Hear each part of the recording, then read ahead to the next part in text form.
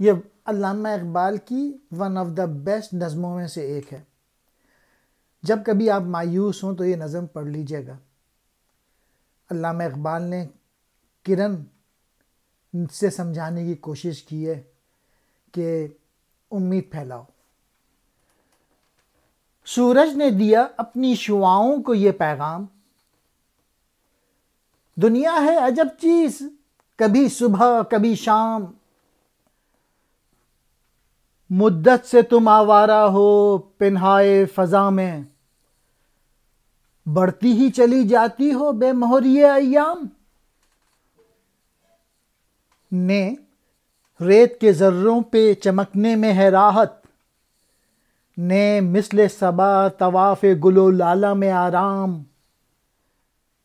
پھر میرے تجلی خدائے دل میں سما جاؤ، چھوڑو چمنستان و بیابان و در و بام. مین میسج یہ ہے کہ نیکی کرتے جاؤ اس دنیا میں اور کسی سے توقع نہ رکھو. سورج اپنی کرنوں سے بات کر رہا ہے اور کہہ رہا ہے کہ اللہ تعالیٰ نے یہ دنیا جو ہے یہ عجیب بنائی ہے کہ کبھی سورج کے نکلنے سے صبح طلوع ہو جاتی ہے، اور کبھی سورج کے غروب ہونے سے شام کا اندھیرا چھا جاتا ہے. اور اے کرنو، تم ایک عرصے سے اس فضا میں منتشر ہو، اور زمانہ جو ہے شعاؤں تمہاری کوئی قدر نہیں کر رہا ہے، اور وہ تم کو رونتا ہوا چلا جا رہا ہے. اور تمہارا جو احسان ہے اور جو تمہاری جو محبت ہے کہ تم جو روشنی کرتی ہو اس کی کوئی قدر نہیں کر رہا. اور کرنو، تم جو ہے وہ ریت کی مٹی پہ جب پڑتی ہو تو ذرے چمک جاتے ہیں، لیکن جواب میں ریسیپروسٹی میں وہ تمہیں کوئی آرام نہیں پہنچاتے. اور جس طرح صبح کی نرم اور لطیف ہوا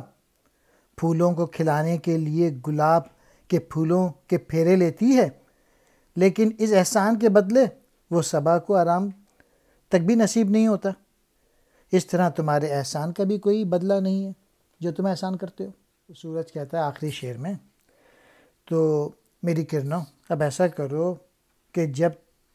تم احسان کرتے ہو اور اس سے کوئی بدلہ نہیں ہے تو بہتر یہ ہے کہ تم سمٹ جاؤ اور یہ جو باغ اور بیابان اور آبادیوں پہ جا کے جو تم چمکتی ہو اس کو چھوڑ دو، اور یہ چمکنا دمکنا یہ احسان کرنا بند کر دو. شعاع امید کہتے ہیں امید کی کرن کو. پنہائے فضا کی وسعت، بے مہر یہ ایام، زمانے کا نام مہربانہ سلوک. نے کہتے ہیں نا کو، راحت کہتے ہیں سکون کو، مثل صبا صبح کی ہوا کی طرح، طواف گل و لالہ پھولوں کے گرد چکر لگانا، تجلی قدا جلوے کا گھر، سما جاؤ جگہ پا جاؤ. چمنستان کہتے ہیں چمن کی جگہ کو، بیاباں جنگل، در و بام مراد عمارتیں، چھت اور دروازہ. دوسرے حصے میں اقبال نے انالوجی دی ہے کہ بعض دفعہ جو انسان ہے وہ مہربانیاں کر کے تھک جاتا ہے اور اس کو صلہ نہیں ملتا، تو جب اس کو صلہ نہیں ملتا تو پھر اس میں کیا فیلنگز ہوتی ہیں دیکھتے ہیں اس میں. آفاق کے ہر گوشے سے اٹھتی ہیں شعائیں، بچھڑے ہوئے خورشید سے ہوتی ہیں ہم آغوش. ایک شور ہے مغرب میں اجالا نہیں ممکن، افرنگ مشینوں کے دعاؤں سے ہے سیاہ پوش. مشرق نہیں گو لذت نظارہ سے محروم، لیکن صفت عالم لاہوت ہے خاموش. پھر ہم کو اسی سینہ روشن میں چھپا لے، اے مہر جہاں تاب نہ کر ہم کو فراموش.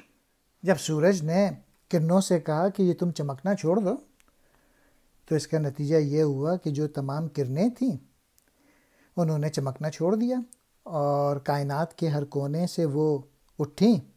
اور اس سورج سے بغل گیر ہو گئیں، یعنی دوبارہ سورج میں سما گئیں. اور ہر طرف شور مچ گیا کہ یورپ میں تو روشنی کی کوئی ضرورت نہیں ہے،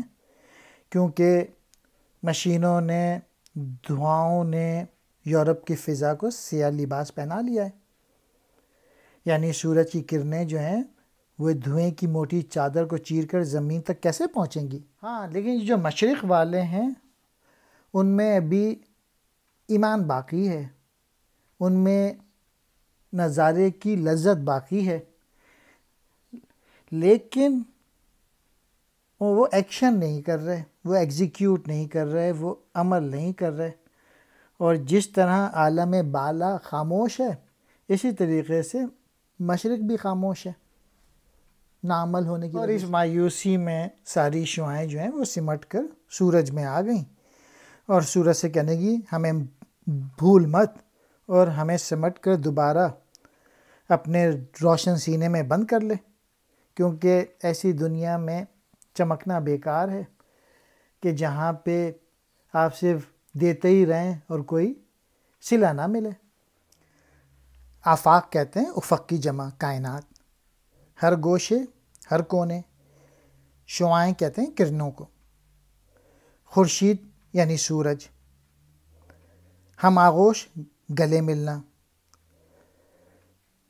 سیاہ پوش کالا لباس پہنے ہوئے، یہاں مراد ہے اندھیرے میں ہونا۔ گو کہتے ہیں اگرچہ، لذت نظارہ قدرت کے نظاروں کا لطف، محروم آری ہوئیں۔ صفت کہتے ہیں کی طرح، عالم لاہوت، عالم بالا، مہر جہان تاب،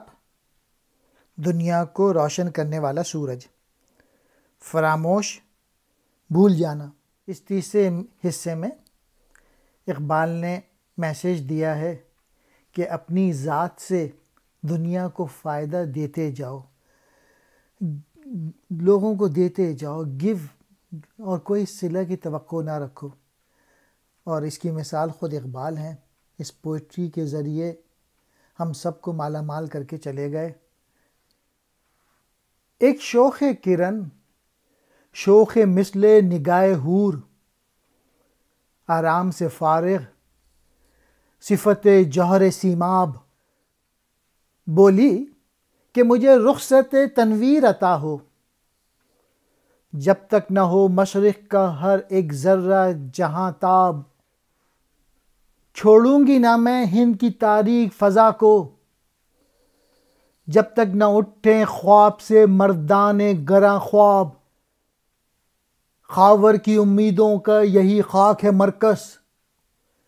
اقبال کے اشکوں سے یہی خاک ہے سیراب۔ اب یہ امید کے شعر ہیں۔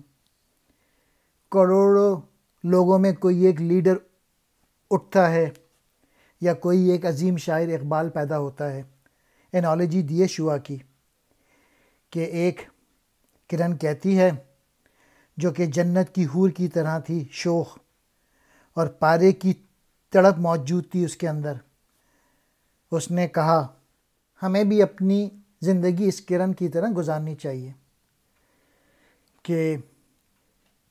سورج سے کہنے لگی ساری کرنیں چاہیں تو سمٹ جائیں، لیکن میں نہیں سمٹنا چاہتی۔ اے سورج، مجھ کو تو اجازت دے کہ میں اس زمین پر چمکتی رہوں جب تک میں مشرقی دنیا کے ایک ایک ذرے کو روشن نہ کر دوں، یعنی جب تک میں بیدار نہ کر دوں، جھنجھوڑ نہ دوں، ان میں جذبے پیدا نہ کر دوں۔ اور وہ کرن کہتی ہے مجھے اس وقت تک کی مہلت دے دیں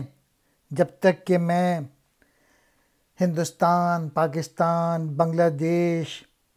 یہ سب جہاں بھی اندھیری فضائیں ہیں ان کو روشن نہ کر دوں، اور جب تک اس ملک کے جو گہری نیند میں سونے والے لوگ ہیں، جو کہ غفلت کی زندگی گزار رہے ہیں،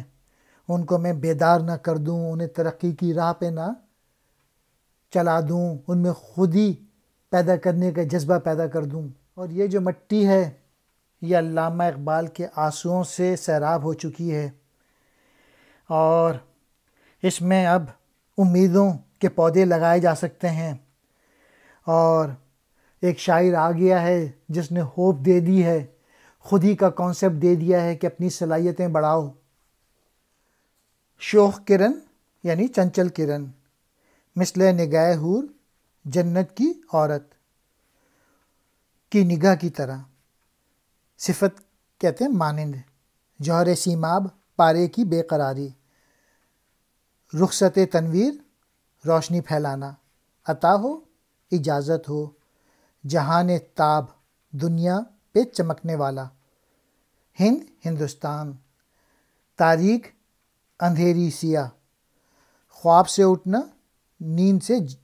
نہ جاگنا، غفلت میں رہنا، مردان گراں خواب گہری نیند میں سوئے ہوئے لوگ، مراد غفلت میں ڈوبے ہونا جو لوگ اپنی صلاحیتیں نہیں بڑھاتے۔ خاور کہتے ہیں مشرق کو، یہی خاک یعنی یہی زمین، اشکوں آنسوؤں، سیراب شاداب کرنا، تر و تازہ کرنا، چشم ماہ و پروین چاند اور ستاروں کی آنکھیں، چشم ماہ و پروین ہے اسی خاک سے روشن، یہ خاک کے ہے جس کا غزف ریزہ در ناب، اس خاک سے اٹھتے ہیں وہ غواص معنی جن کے لیے ہر بحر پرآشوب ہے پایاب، جس ساز کے نغموں سے حرارت تھی دلوں میں، محفل کا وہی ساز ہے بیگانہ مضراب، بت خانے کے دروازے پہ سوتا ہے بریمن، تقدیر کو روتا ہے مسلمان تہ محراب، مشرق سے ہو بیزار نہ مغرب سے حذر کر، فطرت کا اشارہ ہے کہ ہر شب کو سحر کر، اس سرزمین کی خاک سے چاند اور ستاروں کی آنکھیں روشن ہیں، اور یہی وہ خاک ہے جس کے ریزے سچے موتیوں کی حیثیت رکھتے ہیں۔ میسیج یہ ہے کہ یہ جو بر صغیر کی مٹی ہے، یہاں سے بڑے بڑے لوگ پیدا ہوئے ہیں، بڑے مفکر، بڑے درویش اور ایسی بلند شخصیتیں پیدا ہوئی ہیں جنہوں نے طوفانی سمندروں کا بھی مقابلہ کیا ہے اور اس کی سختیاں بھی برداشت کی ہیں، اور بڑے بڑے ساز پیدا ہوئے اس سرزمین سے بر صغیر کی، لیکن اب اس جگہ بڑے لوگ پیدا نہیں ہو رہے، اور دو قومیں جو کہ بر صغیر میں رہتی ہیں، ایک برہمن اور ایک مسلمان۔ برہمن جو ہے، اقبال کہہ رہے ہیں، وہ بت خانوں کے دروازے پر غافل سو رہے ہیں، اور مسلمان کے جو پیشوا ہیں وہ مسجدوں کی محرابوں کے تلے بیٹھے اپنی بدقسمتی پہ آنسو بہا رہے ہیں، یعنی دونوں قومیں جو ہیں وہ ترقی نہیں کر رہی۔ اور آخری شعر میں وہ کرن جو کہ سورج سے کہہ رہی تھی مجھے جانے دیں اور میں جا کے چمکنا چاہتی ہوں، تو ان مایوس حالات میں بھی، یعنی اقبال ایک وہ کرن ہیں جو کہ اپنی پوئٹری کے ذریعے اپنی قوم کو بیدار کر رہے ہیں، چاہے وہ مشرق کے لوگ ہوں، چاہے وہ مغرب کے لوگ ہوں، یعنی ہر سرزمین پر ان کی پوئٹری جو ہے پڑھی جاتی ہے، اور لوگ اس کو سمجھ کر اپنی زندگیوں کو منور کر سکتے ہیں۔ چشم ماہ و پروین چاند اور ستاروں کی آنکھیں، غزف ٹھیکرے کو کہتے ہیں، در ناب خالص موتی، غواص معنی مراد حقیقت کی گہرائی تک جا پہنچنے والی، بحر آشوب طوفانی سمندر، پایاب کم گہرا جس میں سے گزرنا مشکل نہ ہو، حرارت تھی دلوں میں مراد دلوں میں جذبے تھے، بیگانہ مضراب سے نا واقف مراد اپنی لے سے نا واقف، برہمن کہتے ہیں ہندو پیشوا، تہ محراب کے نیچے مراد مسجد میں، بیزار اکتایا ہوا. حضر کہتے ہیں خوف کو، شب کہتے ہیں رات، سحر صبح.